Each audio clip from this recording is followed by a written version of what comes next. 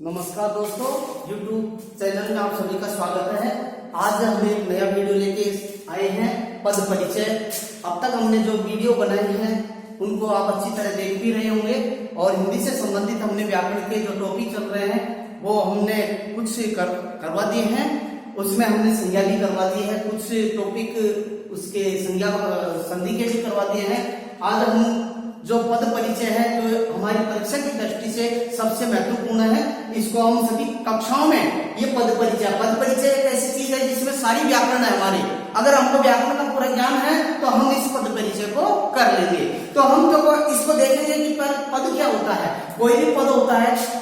अब देखो यहाँ एक शब्द लिख दिया, शब्द और पद। अब इसका अंतर देखना है कि शब्द तो क्या है और पद क्या है। अब हमने एक जैसे हमने यहां लिख दिया शब्द, जैसे मान लो यहां हमने लिख दिया पुस्तक। अब ये तो हमारा एक शब्द है। अब इसी शब्द को अगर हम व्याकरण की दृष्टि से जिस स्थान पर उस वाक्य में जिस स्थान पर प्रयोग करेंगे तो वही क्या कहलाएगा, पद।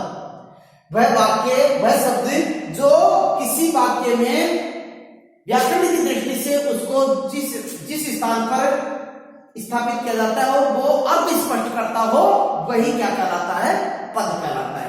अब इस शब्द तो क्या है, स्वतंत्र। ये हमने स्वतंत्र लिख दिया, यानी कि जो शब्द स्वतंत्र रूप से लिखे जाते हैं वो तो क्या कहलाएगा, शब्द कहलाएगा। और अगर इसको व्याकरण की दृष्टि से किसी वाक्य में इसका प्रयोग किया जाता है तो ये क्या कहलाएगा, पद कहलाएगा। अब हम देखते हैं कि इसको पद का रूप कैसे दें। पद के रूप में देने के लिए हम एक वाक्य प्रयोग करेंगे और व्याकरण की दृष्टि से इसका प्रयोग जिस स्थान पर आएगा वही हमारा पद परिचय कहलाएगा। तो देखो यहां राम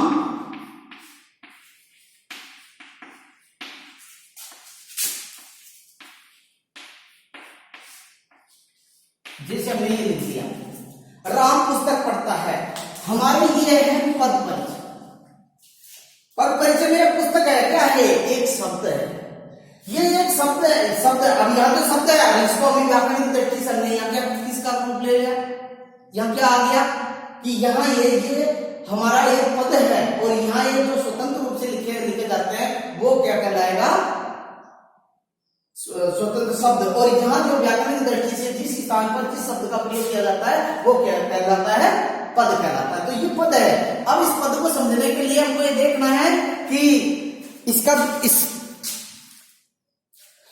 इसको समझने के लिए हमको ये देखना है कि यहां एक ट्रिक्स बताऊंगा। इस ट्रिक्स से आप आसानी से समझ जाओगे कि अब इस पद परिचय को समझने के लिए हमको जो 4-5 स्टेप है उनसे गुजरना पड़ेगा, जब जाके हमको पद परिचय को हल कर पाएंगे।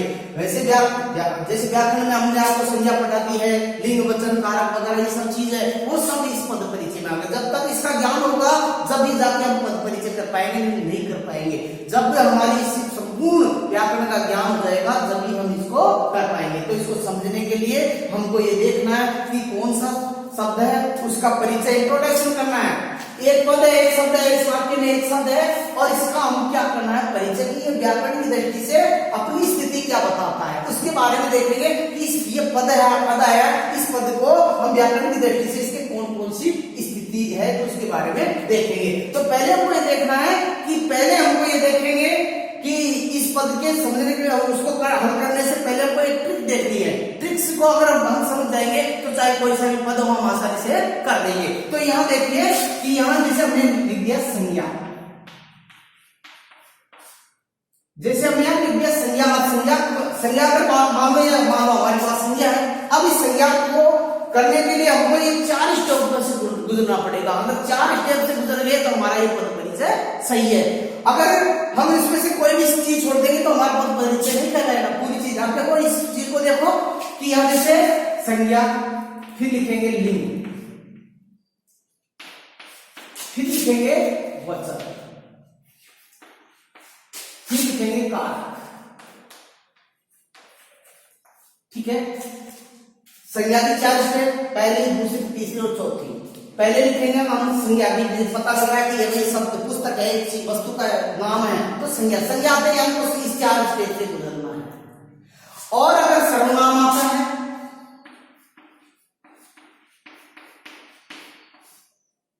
सर्वनाम आता है। सर्वनाम से कहते हैं जो संज्ञा के स्थान पर आने वाले शब्द, संज्ञा के बदले आने वाले शब्द है। जैसे वह जयपुर जाता है तो वह क्या है, सर्वनाम है। अब संज्ञा के स्थान पर वही मैं हूं, जैसे मैं क्या हूं, मेरा नाम है, मेरे स्थान पर मैंने लिख दिया तो ये क्या है, सर्वनाम है। तो यहाँ सर्वनाम है। अब इसको भी हम 4 स्टेप से बदलना पड़ेगा। जैसे मान लो संज्ञा की जैसी चार स्थिति है वैसी सर्वनाम की है। तो यहाँ देखेंगे लिंग, वचन और कारक, ठीक है। अब देखिए अगर सर्वनाम, अब इसमें से देखो क्या सर्वनाम है, क्योंकि सर्वनाम है नहीं। मान लो हमको इसका पद परिचय करना है तो ये देखना है कि राम है क्या, राम एक व्यक्ति का नाम है, एक संज्ञा है। और अगर मान लो ये सर्वनाम आता है कि वह पुस्तक पढ़ता है तो वह जानते हैं, तो हमको 4 स्टेप से गुजरना पड़ेगा। और इसके बाद में अगर मान लो यहां आ जाता है विशेषण। अब विशेषण मान लो कि राम ईमानदार लड़का है, राम ईमानदार व्यक्ति है, तो अब ऐसे विशेषण आता है तो हमको ये देखना है कि इसको हमको कोई 4 स्टेप से गुजरना है। लेकिन इसकी कुछ भिन्न है कि विशेषण लिखने के बाद अब विशेषण के प्रकार देखेंगे कि विशेषण का गुणवाचक है, संख्यावाचक, परिमाणवाचक है, तो वो विशेषण के बारे में आप लिखोगे। और फिर लिखेंगे हम लिंग, फिर लिखेंगे वचन और फिर लिखेंगे का विशेषण। अब यहां जैसे यहां डैश दिया है, अब का विशेषण है कि किसका विशेषण दिया है, तो उसको हम आसानी से इसको कर देंगे। अगर विशेषण आया है तो विशेषण आते ही हमको कि किसका विशेषण आया है तो उस चीज को लिखेंगे। इस जगह पे जो खाली जगह स्थान है उस जगह लिखेंगे। इसके बाद में हम देखेंगे क्रिया। अगर इसमें से कोई सी भी क्रिया है, मान लो जैसे ये क्रिया आ गई, हमारे काम को करने पर क्रिया के बारे में क्रिया है। अब क्रिया को पहचानने के लिए क्रिया है अंतिम में हमेशा शब्द से कोई बात को स्पष्ट करने के लिए उसमें अंतिम वाक्य के अंतिम आती है कि पढ़ता है, पढ़ना है, खाना पीना सोना क्या है, क्रिया है। तो यहाँ पढ़ना ही क्रिया है। अब क्रिया को अगर जानते हैं हमको, क्रिया 2 प्रकार की है जो हमारे जो क्रिया सकर्मक और अकर्मक क्रिया। सकर्मक क्रिया क्या है, सकर्म जिसके साथ में कोई कर्म हो, अकर्मक क्रिया जिसके साथ में कर्म नहीं हो। अब उसकी पहचान क्या से प्रश्न पूछ लो, क्या जैसे राम पुस्तक पढ़ता है, क्या पढ़ता है, पुस्तक पढ़ता है, तो सकर्मक क्रिया है। और क्या का उत्तर अगर नहीं है तो अकर्मक हो जाएगी। राम पढ़ता है, क्या पढ़ता है, उत्तर है ही नहीं, तो हमारी क्या है, अकर्मक क्रिया है। तो इस प्रकार से क्रिया के भेद मिलते हैं, सकर्मक क्रिया और अकर्मक क्रिया।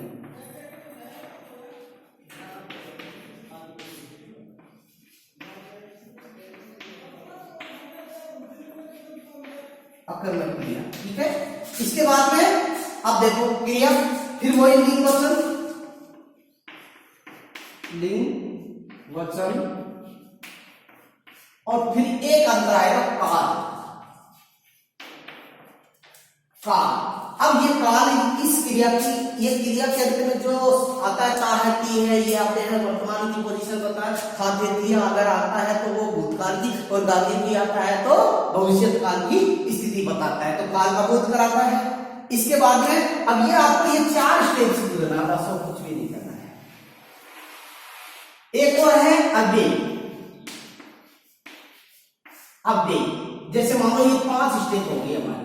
अब इस कोई सा भी ऐसा वाक्य आएगा, उस वाक्य में इन 5 स्टेप अव्यय में, जैसे मान लो कोई सा भी संबोधन से संबंधित है, कोई जैसे मान लो वह इधर उधर घूम रहा है, तो इधर उधर क्या है, ये अवयव के बारे में हमने पहले भी पढ़ लिया। तो अवयव को पहचानने के लिए वो हम इसको हल करेंगे। तो लेकिन ज्यादातर इन 4 चीजों को ज्यादा महत्व रखते हैं कि ज्यादातर चीजें इनके बारे में पूछता है, तो हमको इसको देखेंगे। तो यहाँ अब ये हमारे पास एक सूत्र तैयार हो गया। इस सूत्र को तैयार हो गया, उसके बाद में चाहे कोई सा भी वाक्य हम आसानी से कर देंगे। जैसे मान लो हमें राम का पद परिचय देना है।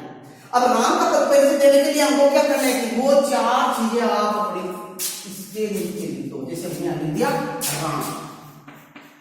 अब राम का हमको पद परिचय देना है तो हमको वो लिखने हैं 4 संज्ञा, लिंग, वचन और कारक।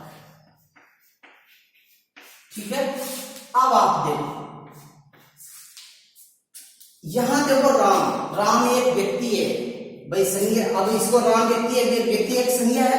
संज्ञा को देखो आप, इसमें अगर चारों इनमें से कौन सी चीज है? सर्वनाम है, नहीं है, विशेषण भी नहीं है, क्रिया भी नहीं है, तो यहाँ हमारा क्या है? संज्ञा है। संज्ञा किसी व्यक्ति वस्तु स्थान के नाम को संज्ञा कहते हैं। अब संज्ञा के तीन भेद बताए थे ना। अगर हम उस संज्ञा का बारे में हमको नॉलेज है तो हम आसानी से इसको उस संज्ञा के भेद भी लिख देंगे। तो यहाँ संज्ञा है। अब राम है, एक व्यक्ति है। अब मैंने बताया था तीन व्यक्तिवाचक, जातिवाचक और भाववाचक। व्यक्तिवाचक में किसी एक व्यक्ति का बोध कराता है जो, और दूसरी उसके जाति का बोध कराता है, समूह का बोध कराता है, और भाववाचक में भाव का बोध कराता है। जैसे मानो कोई भी, जैसे प्रेम है, क्रोध है, घृणा है, ये सब किस है। अब यहाँ हमारे राम है, राम एक व्यक्ति है, तो यहाँ हम लिख देंगे व्यक्तिवाचक संज्ञा।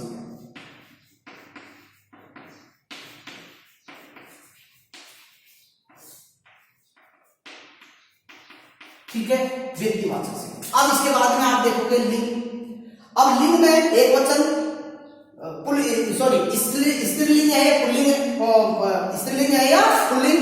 अब यहाँ देखो राम एक लड़का है, पुल्लिंग है, तो यहाँ लिख देंगे। अगर स्त्री होती है तो यहाँ स्त्रीलिंग लिख देते हैं, और अगर यहाँ हमारे पुल्लिंग है तो पुल्लिंग लिखेंगे, तो पुल्लिंग हो जाएगा। ठीक है, इसके बाद में देखो वचन देखते हैं। वचन राम एक है, एक वचन है, दो वचन, दो प्रकार, एक वचन और बहुवचन। ठीक है, तो यहाँ हमको वचन है, राम एक नहीं है, 10 थोड़ी है, समूह में तो बहुत सारे थोड़ी है, यहाँ एक ही राम है, तो इसलिए जैसे इसको एक वचन लिखेंगे, तो यहाँ लिखेंगे एक वचन।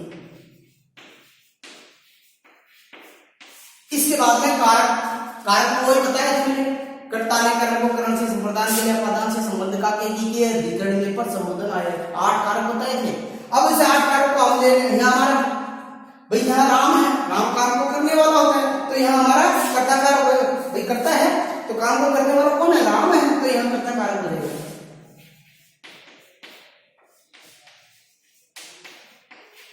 अब परीक्षा में इसी तरीके से, जैसे मान लो ये अंडरलाइन दे रखी है, तो आपको इस चीज का पद परिचय इस तरीके से देना है कि अब देखो कितनी सारी व्याकरणी है। जैसे इसमें संज्ञा आ गई, इसका लिंग भी आ गया, वचन भी आ गया और कारक भी आ गया। अब हमको देखना है कि ये चीज, अगर मानो हमारे पास, अगर मानो पुस्तक का पद परिचय देना है, मानो राम का लिख दिया, पुस्तक का है, पुस्तक का पद परिचय भी दे सकते हैं आसानी से। तो देखो पुस्तक का देना है तो किस प्रकार से करेंगे, तो देखिए हमने लिख दिया पुस्तक, पुस्तक लिख दिया। अब पुस्तक का पद परिचय देना है। अब इस 400-500 चीजों में शब्दों की संज्ञा है, सर्वनाम है कि विशेषण है कि क्रिया है या अव्यय। अब यहाँ पुस्तक है, वस्तु का नाम है, तो वस्तु का नाम है तो संज्ञा है, तो संज्ञा लिख दो। यहाँ हमने लिख दिया कोई संज्ञा, लिंग, वचन और कारक।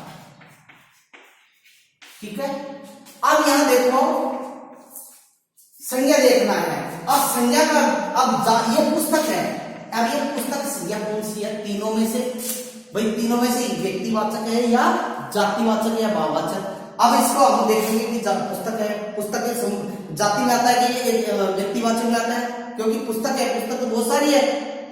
हिंदी, विज्ञान, गणित आपके बस्ते में है, तो अगर मान लो 6 पुस्तकें रखी, मैंने कहा कि आप पुस्तक निकालें तो पुस्तक कौन सी पता नहीं है, तो समूह में। तो हम अगर मैं कहता हूँ हिंदी पुस्तक, तो हिंदी की पुस्तक एक है, उसका नाम है, लेकिन यह पुस्तक एक समूह का बोध कराता है, इस वजह से ये जातिवाचक का बोध कराएगी। तो यहाँ हम लिखेंगे जातिवाचक संज्ञा।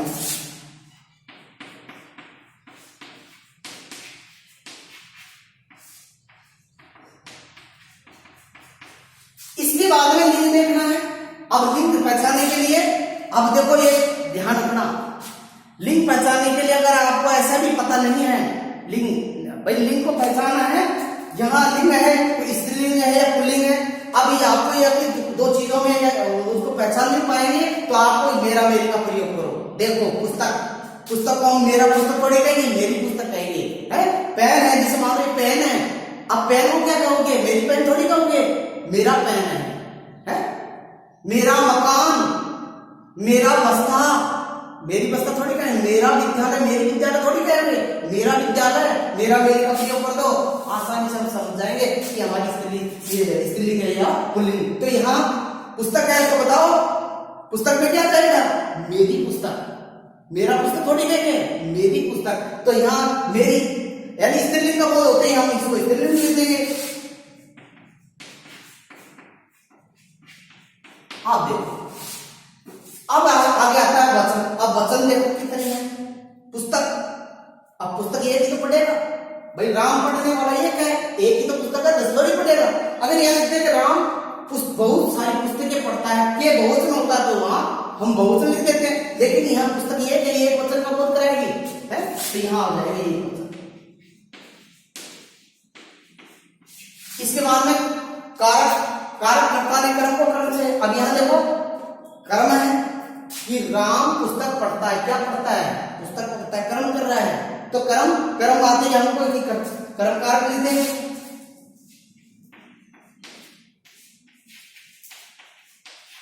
देखो इसके बाद में आप ये इस तरीके से हमारा ये दूसरा काम होगा। अगर वो पूछ लेता है हमको, जैसे भाई जैसे क्रिया का हम बोलते हैं इसका पद परिचय करें, तो क्रिया का पद परिचय किस प्रकार से करेंगे? तो देखो हम यहां जैसे मानो अब हमको क्रिया का पद परिचय करना है। क्रिया का अब क्रिया का पद परिचय पहले लिख देंगे हम पढ़ना। जैसे मान लो हम पढ़ना है, क्रिया है पढ़ता है। अब पढ़ना है तो अब हमको यह देखना है कि ये क्रिया को किस स्टेप से गुजरना पड़ेगा। अब इसमें से चारों में से ढूंढो कौन से भाई क्रिया है हमारे पास, पहचान ले कि ये हमारी क्रिया है, पढ़ता ही क्रिया है, तो क्रिया तो उसी चीज पर पहुंच जाओगी। अब क्रिया वाली चार चीजों में गुजर जाओ। सकर्मक क्रिया है, सकर्मक दोनों में से एक नाम लिख दो और लिंग वचन और काल लिखना है, बस बिल्कुल आपको आसान है। तो हम यहाँ देखो यहां हम लिखते हैं, अब वही चारों चीजों लिख ले क्रिया का। जैसे मान लो यहां लिख दिया क्रिया लिख दी, फिर लिख दिया हमने लिंग, फिर लिख दिया वचन, फिर लिख दिया हमने काल। कारक नहीं आएगा क्योंकि कारक नहीं, काल हमेशा ये क्रिया से पता लग जाता है कि ये किस काल की घटना है। यहाँ जैसे राम पुस्तक पढ़ता है, ये वर्तमान की घटना। राम पुस्तक पढ़ता था, वो प्राचीन काल में पढ़ता था, तो इससे इस क्रिया से पता लग जाता है कि ये किस काल की घटना है। तो यहाँ हमको इस चीज से, इन चार चीज से गुजरना है। अब इस चीज को समझने के लिए हमको ये देखना है कि क्रिया, अब क्रिया का रूप इसको हम क्या से पूछ लो। अगर क्या का उत्तर है, क्या इस क्या का उत्तर मिल जाता है तो सकर्मक क्रिया, और क्या का उत्तर नहीं आया तो क्रिया अकर्मक क्रिया है। समझ गए? इसके बाद देखो यहां हमने जैसे क्रिया का रूप है कि क्या पढ़ता, इससे पूछ लो क्या पढ़ता है, यहां लगा दो इसके बीच में क्या पढ़ता है, तो क्या पढ़ता है तो क्या हो जाएगा उत्तर आ गया, क्या पढ़ता पुस्तक पढ़ता है। तो इस वजह से हम कौन सी सकर्मक क्रिया मिलेगी।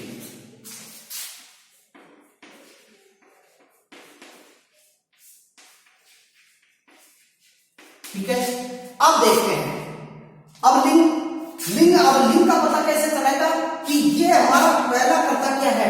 इस अगर कर्ता के अनुसार हमारी क्रिया है, क्रिया अगर जैसे कर्ता आएगा उस कर्ता के अकॉर्डिंग यहाँ हमारा क्रिया दिया। अगर मान लो यहाँ लिख देते अगर स्त्रीलिंग होती तो क्रिया भी हमारी स्त्रीलिंग होती। अगर यहाँ हमारा पुल्लिंग है तो हमारी क्रिया भी पुल्लिंग आई है। देखो अगर मान लो यहाँ लिख दे हैं, जैसे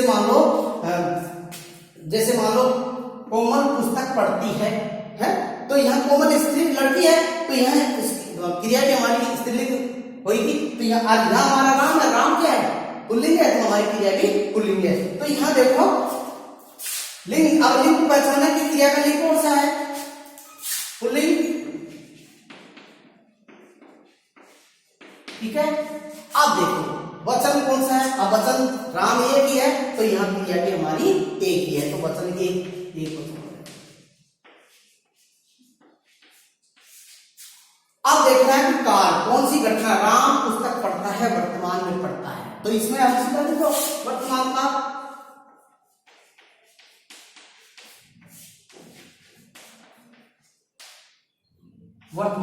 देखो। इस तरीके से हमको हमारी जो पद परिचय है उस पद परिचय को हम आसानी से समझ जाएंगे, चाहे कोई सा भी उदाहरण हो और इसमें जो रही जो शेष टॉपिक बचे हैं उसको हम कर लेंगे और अपनी कॉपी में ऐसे 10 वाक्य अपनी कॉपी में लिखेंगे, उसको ग्रुप में शेयर करेंगे। Thank you.